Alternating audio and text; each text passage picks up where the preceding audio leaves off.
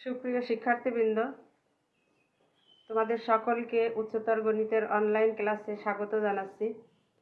তোমরা সকলে নিশ্চয় বাড়িতে স্বাস্থ্যবিধি মেনে চলছো, সুরক্ষিত আছো, ভালো আছো। তোমাদের সকলের সুস্বাস্থ্য কামনা করে আমি আজকের পাঠ শুরু করছি। গতদিন আমি তোমাদের উচ্চতর গণিত প্রথম পত্রের 3য় অধ্যায় থেকে ত্রিভুজের ক্ষেত্রফল কিভাবে আমরা নির্ণয় করতে পারি, ত্রিভুজের 3টা শীর্ষ দেয়া থাকলে কিংবা 2টো শীর্ষ দেয়া থাকলে আরেকটি শীর্ষ কিভাবে নির্ণয় করতে পারি এগুলো দেখিয়েছিলাম, সমস্যা সমাধান করে দিয়েছিলাম। আজ আমি তোমাদের 3য় অধ্যায় থেকে সরলরেখা নিয়ে আলোচনা করব, অর্থাৎ স্ট্রেট লাইন। সরলরেখা, তার আগে আমরা জেনে নিই সরলরেখা কি।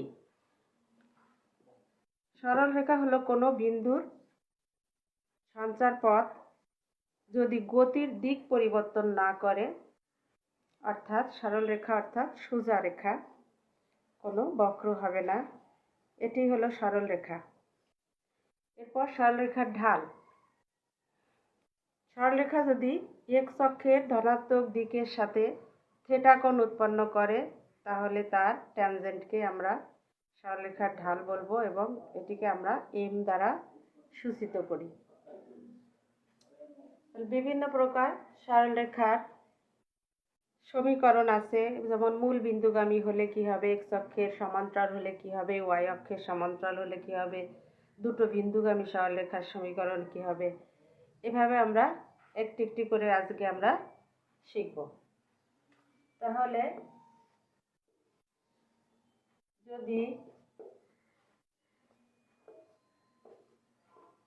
মূল বিন্দুগামী সরলরেখার সমীকরণ আমরা করতে চাই, তাহলে এখানে মূল বিন্দুগামী একটা সরলরেখা আমরা মনে করি ওয়ে।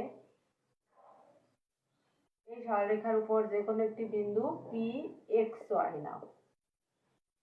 পি থেকে এক্স অক্ষের উপর পি এম লম্ব টানি, তাহলে এখানে অনুভূমিক বরাবর ওএম হলো এক্স, উলম্ব বরাবর পি এম হলো ওয়াই। এবং এই ওয়ে রেখাটা, মূল বিন্দুগামী রেখাটা যদি এক্স অক্ষের ধনাত্মক দিকের সাথে থিটা কোণ উৎপন্ন করে তাহলে আমরা পাবো কি, ট্যান থিটা সমান ওয়াই ভাগ এক্স, লম্ব ভাগ ভূমি। এখন আমরা আবার এর আগে কি বলেছি, ঢাল কাকে বলে, যে কোনো রেখা যদি এক্স অক্ষের ধনাত্মক দিকের সাথে এটা কোণ উৎপন্ন করে তার ট্যানজেন্টকে ঢাল বলবো আমরা। তাহলে এটা ঢাল, এটাকে আমরা সাধারণত এম দিয়ে সূচিত করি। তাহলে এখানে আমি এম বসিয়ে দিই, এম সমান ওয়াই ভাগ এক্স, তাহলে ওয়াই সমান এম এক্স। এটা হলো আমার মূল বিন্দুগামী সরলরেখার সমীকরণ। মূল বিন্দুগামী বললেই আমি ধরে নেব, ধরি রেখাটির সমীকরণ ওয়াই সমান এম এক্স। এখানে এম হলো সরলরেখার ঢাল। কিভাবে আসে আমি দেখালাম। এরপর আমরা এক্স অক্ষের সমান্তরাল, ওয়াই অক্ষের সমান্তরাল এগুলো দেখবো, যে এক্স অক্ষের সমীকরণটা কি হবে। এক্স অক্ষের উপর আমরা জানি কোনো বিন্দুর এক্স অক্ষের উপর সকল বিন্দুর কোটি শূন্য, অর্থাৎ ওয়াই সমান শূন্য। এটি হলো এক্স অক্ষের সমীকরণ, এক্স অক্ষের সমীকরণ। এই এক্স অক্ষের সমান্তরাল যদি কোনো রেখা আমরা আঁকি, তাহলে ধরলাম যে এই মূল বিন্দু থেকে সেই রেখাটার দূরত্ব বি, তাহলে এইটা ওয়াই এর মান এখান 0 থেকে এই পর্যন্ত দূরত্ব যদি বি হয়, তাহলে এক্স অক্ষের সমান্তরাল সেই সরলরেখার সমীকরণ হবে ওয়াই সমান বি। এই বি যদি ধনাত্মক হয় তাহলে রেখাটা হবে ওয়াই অক্ষের উপরের দিকে, আর বি ঋণাত্মক হলে রেখাটা হবে ওয়াই অক্ষের নিচের দিকে। এবার ওয়াই অক্ষের সমীকরণ। ওয়াই অক্ষের সমীকরণ হলো ওয়াই অক্ষের উপর সকল বিন্দুর ভূ শূন্য, অর্থাৎ এক্স সমান শূন্য। এটা হলো ওয়াই অক্ষের সমীকরণ। এবার ওয়াই অক্ষের সমান্তরাল কোনো রেখা আমরা আঁকি। মূল বিন্দু থেকে এই দূরত্ব যদি এ হয়, তাহলে এক্স ইজ ইকুয়াল টু এ হলো ওয়াই অক্ষের সমান্তরাল রেখার সমীকরণ। ওয়াই অক্ষের সমান্তরাল রেখার সমীকরণ। এক্স অক্ষের সমীকরণ, ওয়াই অক্ষের সমীকরণ, এক্স অক্ষের সমান্তরাল রেখার সমীকরণ, ওয়াই অক্ষের সমান্তরাল রেখার সমীকরণ, এগুলো আমরা সব পেলাম। মূল বিন্দুগামী রেখার সমীকরণ y equal to m x, y সমান এম এক্স, এম সমান ঢাল, এম সমান ঢাল। ঢাল কি? এবার ঢাল আমরা কি করে বের করব? যদি দুটো বিন্দুগামী রেখা দেয়া থাকে, দুটো বিন্দুগামী একটা রেখা দেয়া থাকে, একটা বিন্দু x1 y1 অপরটি x2 y2, তাহলে এই রেখার ঢালটা আমরা কিভাবে বের করব? কোটিদ্বয়ের অন্তর ভাগ ভুজদ্বয়ের অন্তর। ঢাল বের করব কোটিদ্বয়ের অন্তর, কোটিদ্বয়ের অন্তর ভাগ ভুজদ্বয়ের অন্তর। ক্রম একই রাখতে হবে, ক্রম একই। যদি মূল বিন্দুগামী কোনো রেখার আরেকটা বিন্দু দেয়া থাকে, তখন আমরা 0 0 এবং অন্য একটা বিন্দু, এই বিন্দুটা যদি মূল বিন্দু হতো এবং অন্য একটা বিন্দু যদি দেয়া থাকে, তাহলে ঢাল সমান কোটি ভাগ ভুজ। কোটি ভাগ ভুজ রেখাটির ঢাল।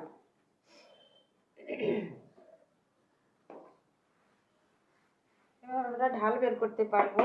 দুটো বিন্দুগামী রেখার সমীকরণ, যেমন x1 y1 এবং x2 y2 যদি দুটো বিন্দু হয়, তাহলে এই দুটো বিন্দুগামী রেখার সমীকরণ হবে x মাইনাস x1 ভাগ x1 মাইনাস x2 সমান y মাইনাস y1 ভাগ y1 মাইনাস y2। একটা বিন্দু এবং যদি ঢাল দেয়া থাকে, রেখাটার ঢাল এবং একটা বিন্দু দেয়া থাকে, তখন হবে y মাইনাস y1 সমান m into x minus x1। একটি বিন্দু এবং ঢাল দেয়া থাকলে এই সূত্রগুলো আমরা বইয়ে সব দেয়া আছে, এই সূত্রগুলো মুখস্থ করে ফেলতে হবে। এবার আমরা যদি ঢাল দেয়া থাকে, তাহলে একটি সরলরেখার সমীকরণ নির্ণয় করো যা মূল বিন্দুগামী এবং এক্স অক্ষের ধনাত্মক দিকের সাথে এই কোণগুলো উৎপন্ন করে। তাহলে মূল বিন্দুগামী রেখার সমীকরণের সূত্রটা আমরা লিখে দিয়েছি, যেমন y সমান। সুপ্রিয় শিক্ষার্থীবৃন্দ,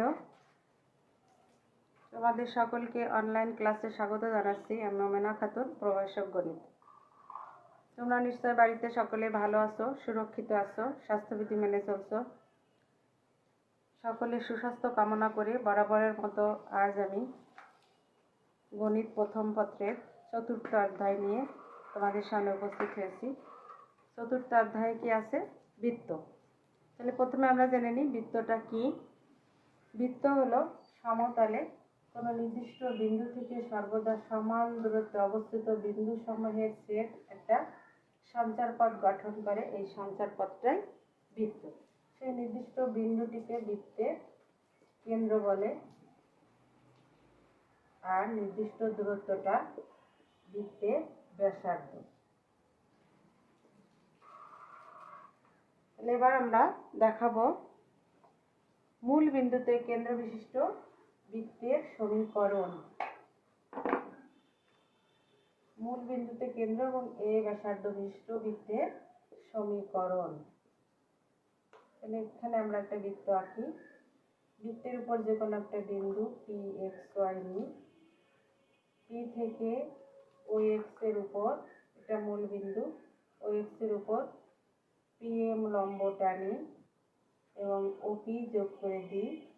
ওপি হলো বৃত্তের ব্যাসার্ধ, এটা ধরে নিই এ।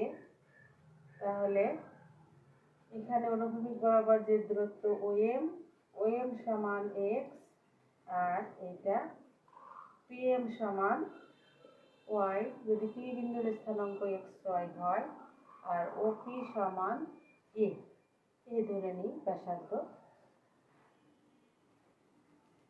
তাহলে আমাদের পিথাগোরাসের সূত্র অনুসারে সমকোণী ত্রিভুজের অতিভুজ স্কয়ার অর্থাৎ এ স্কয়ার সমান ভূমি স্কয়ার যোগ লম্ব স্কয়ার ওএম স্কয়ার যোগ পিএম স্কয়ার এখানে ওপি স্কয়ার সমান। তাহলে এটার মান এ স্কয়ার সমান এক্স স্কয়ার যোগ ওয়াই স্কয়ার। তাহলে বৃত্তের সমীকরণ কি হলো?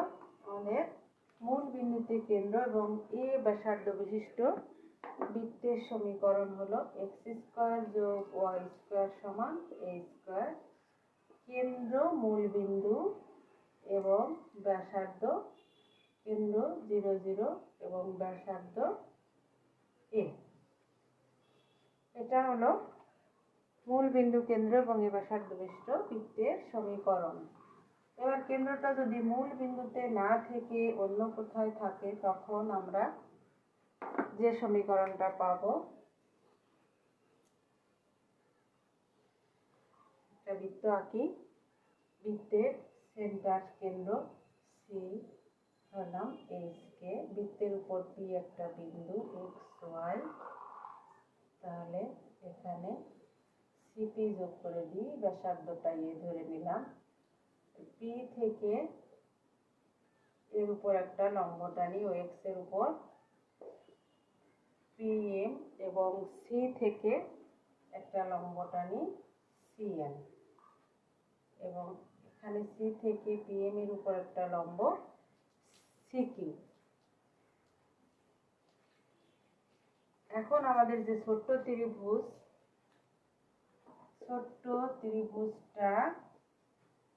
ত্রিভুজ সিপিকিউ, এখানে সিপিকিউ এ সিপি সমান ব্যাসার্ধ এ, পিকিউ সমান পিএম বিয়োগ এমপি। এখানে পি বিন্দুর স্থানাঙ্ক যদি এক্স ওয়াই হয় তাহলে ও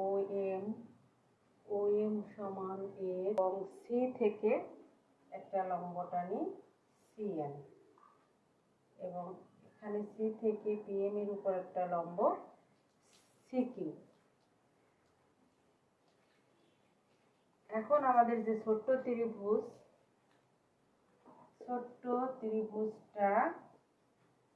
ত্রিভুজ সিপিকিউ, এখানে সিপিকিউ এ সিপি সমান ব্যাসার্ধ এ, পিকিউ সমান পিএম বিয়োগ এমপি। এখানে পি বিন্দুর স্থানাঙ্ক যদি এক্স ওয়াই হয় তাহলে ও এম সমান এক্স, পিএম সমান ওয়াই। আর এখানে সি বিন্দুর স্থানাঙ্ক যদি এইচ কে হয় তাহলে ও এন সমান এইচ এবং সিএন সমান কে। সিএন সমান এখানে পিএম বিয়োগ এম কিউ মানে সিএন। তাহলে এখানে পিএম সমান আমরা কি পেয়েছি? ওয়াই বিয়োগ সিএন সমান কে। আমরা কি পেলাম? সিপি সমান পেলাম, পিকিউ সমান পেলাম। এখন আমার দরকার সিকিউ সমান আমরা কি করতে পারি? সিকিউ সমান এম এন সমান আবার কি করতে পারি? ও এম বিয়োগ ও এন। তাহলে ও এম মানে এক্স বিয়োগ ও এন অর্থাৎ এইচ। তিনটে মানই আমরা পেয়ে গেছি। এখন আমরা পিথাগোরাসের সূত্র অনুসারে আমরা এই ছোট্ট ত্রিভুজে যা আসে এখানে কি করব? এই যে ছোট্ট ত্রিভুজ সিপিকিউ এ পিথাগোরাসের সূত্র অনুসারে সমকোণী ত্রিভুজের অতিভুজ স্কয়ার অর্থাৎ সিপি স্কয়ার সমান ভূমি সি কিউ স্কোয়ার যোগ লম্ব পি কিউ স্কোয়ার। তাহলে এটার মান এ স্কোয়ার সমান সি কিউ এর মান এক্স মাইনাস এইচ এর হোল স্কোয়ার যোগ ওয়াই মাইনাস কে এর হোল স্কোয়ার। এটা হচ্ছে এইচ কে কেন্দ্র বিশিষ্ট এবং এ ব্যাসার্ধ বিশিষ্ট বৃত্তের সমীকরণ। তাহলে আমরা কি পেলাম? কেন্দ্র এইচ কে এবং ব্যাসার্ধ এ বিশিষ্ট বৃত্তের সমীকরণ।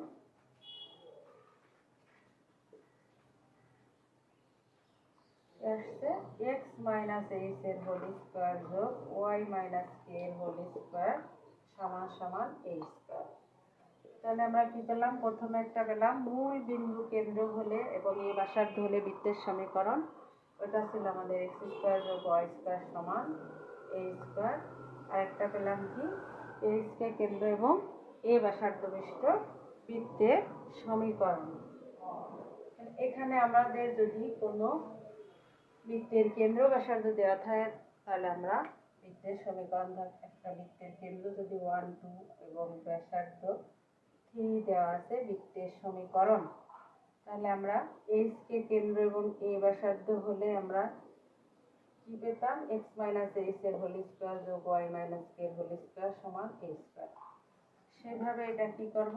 এক্স মাইনাস 1 হোল স্কোয়ার যোগ ওয়াই মাইনাস 2 হোল স্কোয়ার সমান সমান 3 হোল স্কোয়ার।